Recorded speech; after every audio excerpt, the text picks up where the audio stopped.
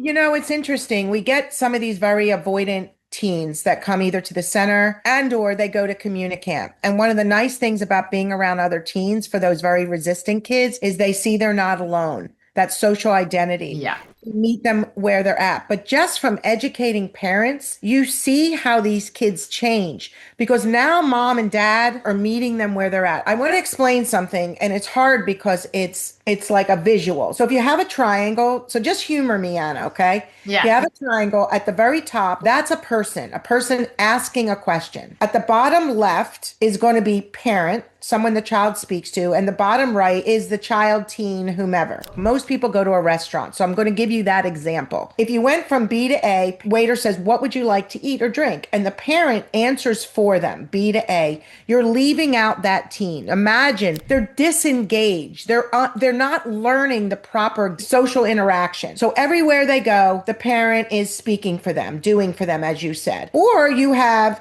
C, child to person, where the parent says, "Tell them what you want to eat, tell them what you want to drink." But yet the child has never done it or rarely done it, or it's caused tremendous anxiety. Now, many kids can give their order. I'm not talking about them. But the typical individual, we want to actually help that child or teen feel safe. The parent just turns to their child gently and says, "Did you want this or that? Did you want a burger or chicken?" Just ask them a simple choice at first. You're not always going to be asking choices, but now you're involving them. And the teen like looks at you and the parent goes, "Burger or chicken? Tell me." And the child starts to use their voice towards their parent in a safe way. You're going to go during off hours when there's not a lot of people around. But the number of times you do it, they get louder and louder and louder. And eventually that person hears. That's what you have to do when individuals will not talk to that person.